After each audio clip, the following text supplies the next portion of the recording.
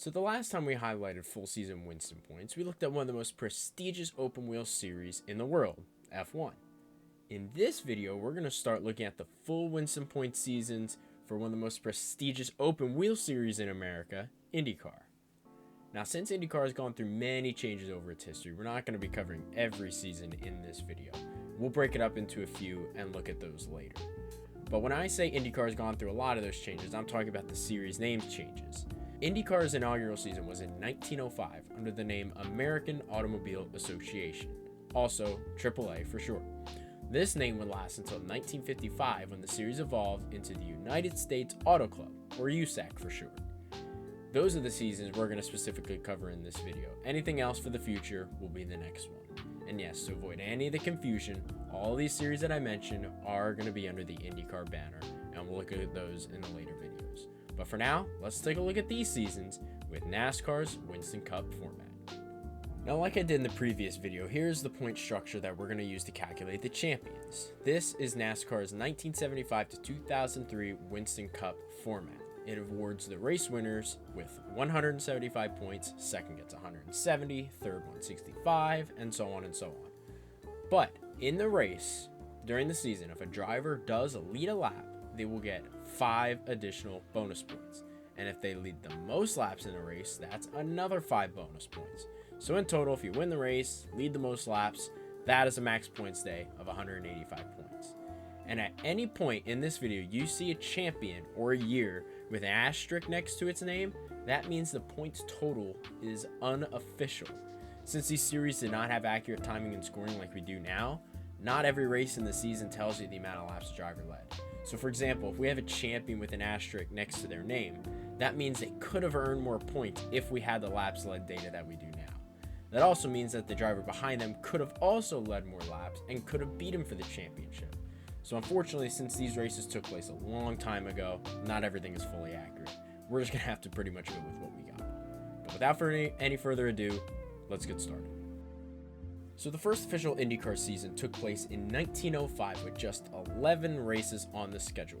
Just like real life, Barney Oldfield would be awarded the inaugural IndyCar championship, beating Louis Chevrolet by 215 points. The next official IndyCar season would not take place all the way until 1916.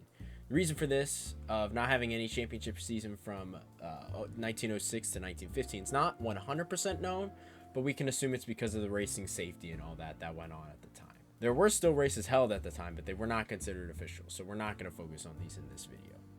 But, like I mentioned, 1916 would be the next official season, and it would conclude with Eddie Rickenbacker winning the championship over the IRL champion Dario Resta by a whopping 605 points. This is mainly due to Rickenbacker competing in all 15 events that season, compared to Resta only competing in 10.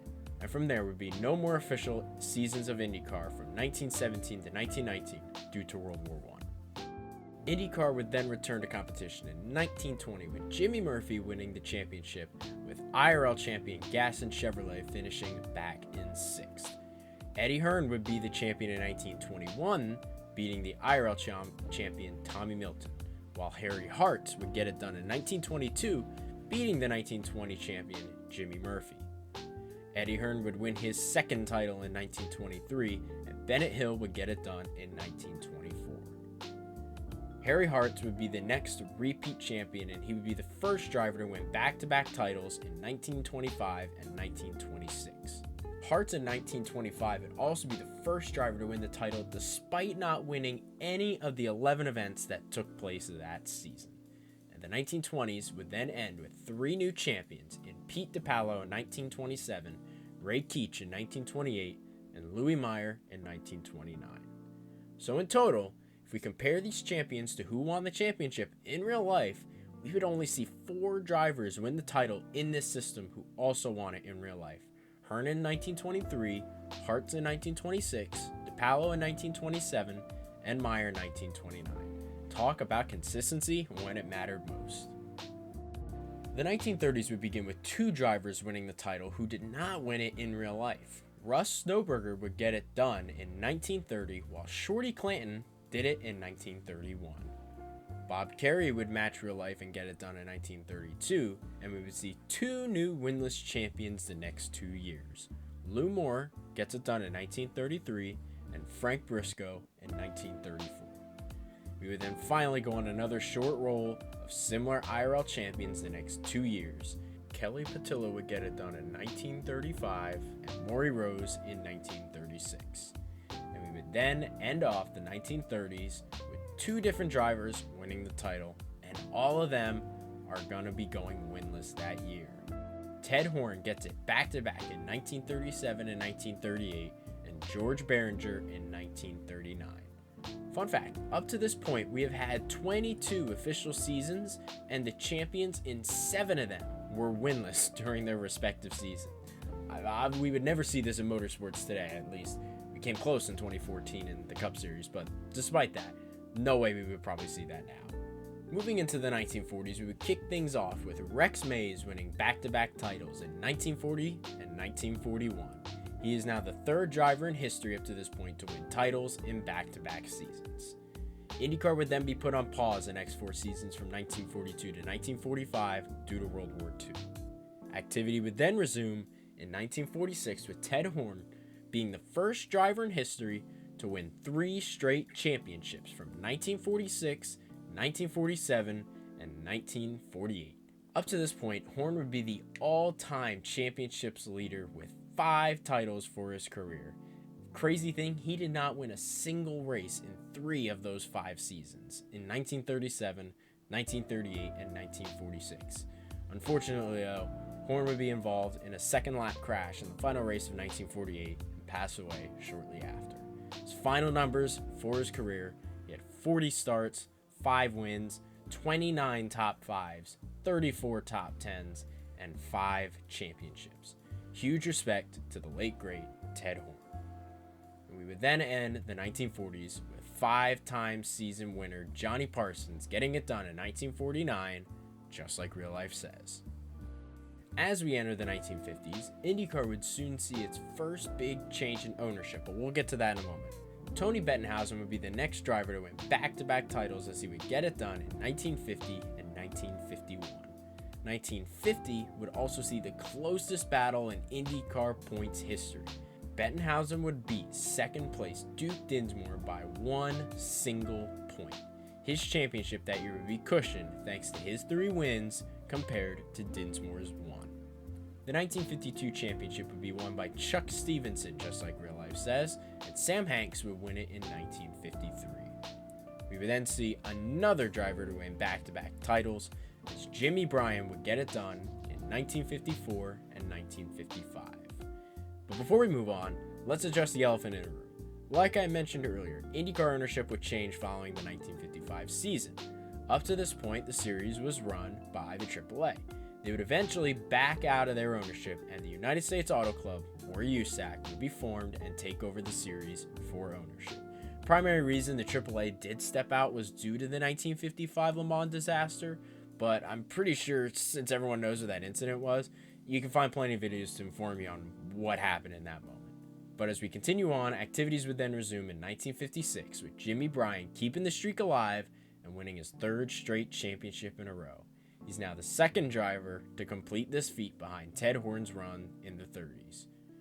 We would then end off the 1950s with 3 more new champions. George Amick would get it done in 1957, Johnny Thompson in 1958, and Roger Ward in 1959. Now that we enter the 1960s, I think you're going to begin to see a couple familiar names here, and that's how we're going to kick it off in a pretty big way. So I'm sure if you're a racing fan, you've probably heard of AJ Foyt, just some guy who won a couple races and some big series, no big deal. The funny thing is, he's actually pretty good. In the last video, we mentioned that Michael Schumacher was the first driver in this system of videos that we've made, in this point system, to win 5 championships in a row. Despite AJ Foyt racing way before Schumacher, he saw this and said, "Hold my beer." AJ Foyt would win his first championship in 1960, then again in 1961, and again in 1962, and in 63, 64, and yes, again in 1965.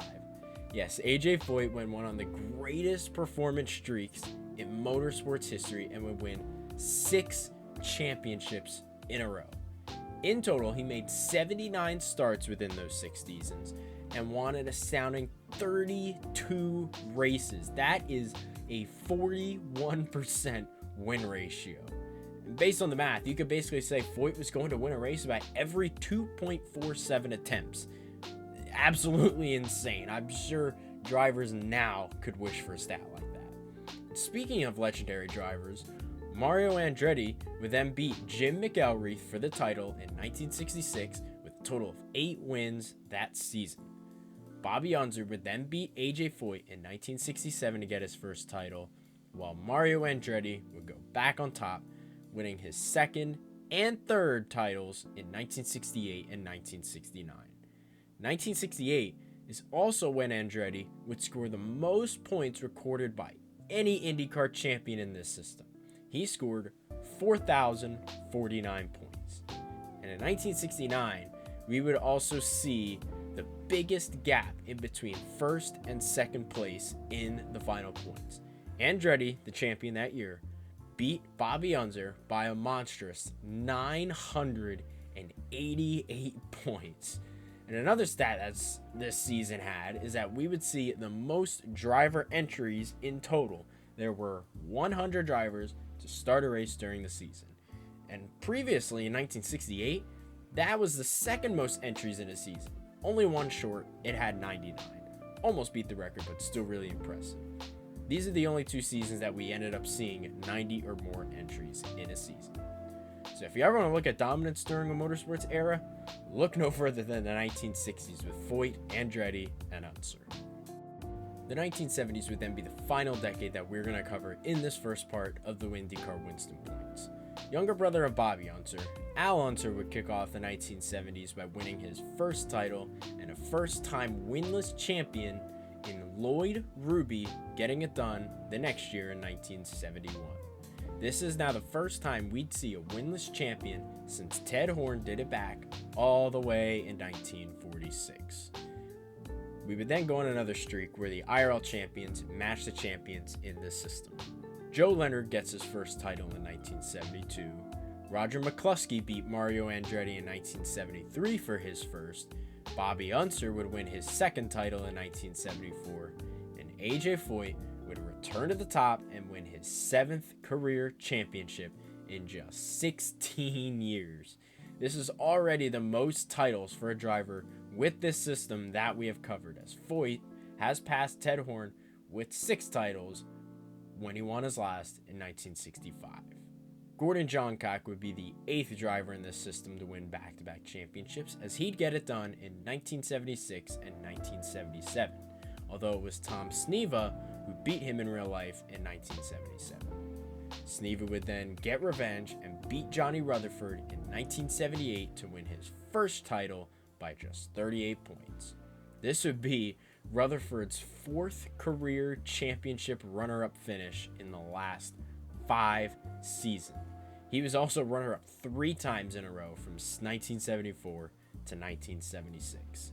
And Rutherford would see this and get revenge and finally win his first title in 1980 and end the USAC's tenure as IndyCar owners.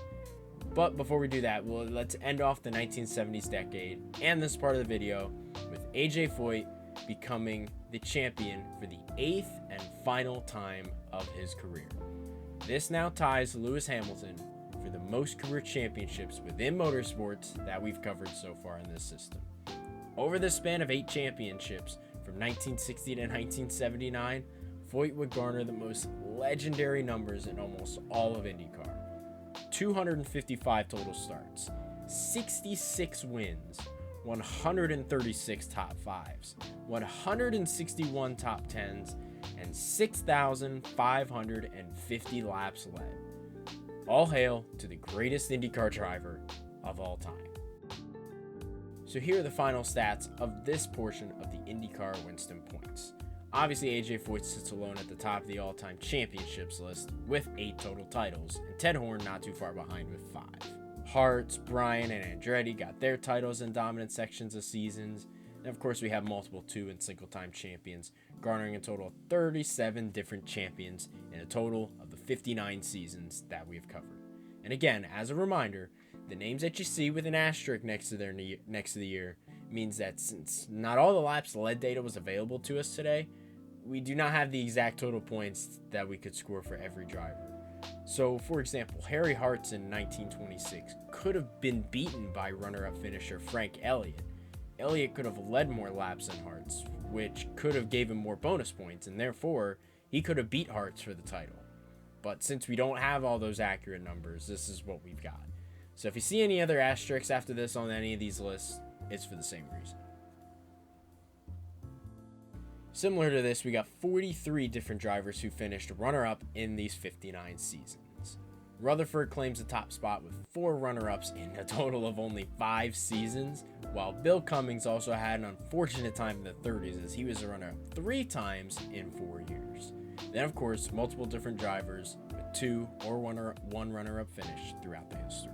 Now, the reason why you might see more drivers with an asterisk next to the year doesn't mean that that driver could have beat the champion despite the non-laps led bonus points. For example, if you look at Tommy Milton, who finished runner-up in 1921 to Eddie Hearn, Milton could have been demoted all the way down to 3rd place. Since we didn't have all the laps led data, 3rd place finisher Roscoe Sarles could have led these laps and got the bonus points and ended up beating Tommy Milton for 2nd. So therefore, it's not necessarily if that driver would have beat the champion that year, it's because that driver in 2nd could have fallen to 3rd if they didn't get more laps led than the 3rd place finisher. Here's a list of the number of entries that we saw in each season.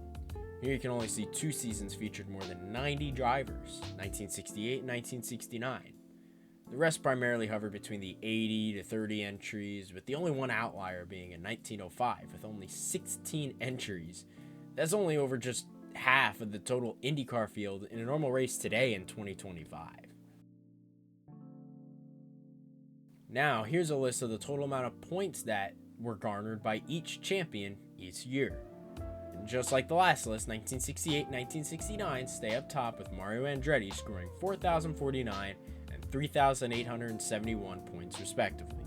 The rest of the seasons featured the champions only having a few thousand, while many of the earlier seasons feature less than 10 total events, so therefore the champion that year only had a couple hundred points. So that definitely brought down the total average, but it still is a pretty wide range of numbers. And finally, here are the total margins between the 1st and 2nd place finishers during each season in points. We of course had that one close season in 1950 where Tony Bettenhausen and Duke Dinsmore were only separated by 1 single point. But in total, we've seen 8 seasons finish with 10 or less points, and they were pretty spread out over the course of the series after this. Surprisingly, only 29 of the 59 seasons finished with a margin of less than 100 points. It's actually even pretty evenly spread out between 1 to 200 points margins after that, until you make it to the end of the list where there are those 3 outliers. 1916 featured a 605 point difference, 1970 had 622, and then the largest one at the end, 1969, almost at 1,000, but has to settle for 988 points. So that'll do it for this part of our IndyCar Winston Points journey. The next time we're going to talk about this series, we're going to wrap things up and discuss kart, IRL, Champ Car, and of course, the modern day IndyCar. But until then, if you enjoyed this recap and are looking forward to the next part, subscribe and hit that like button. And until then, I'll catch y'all later.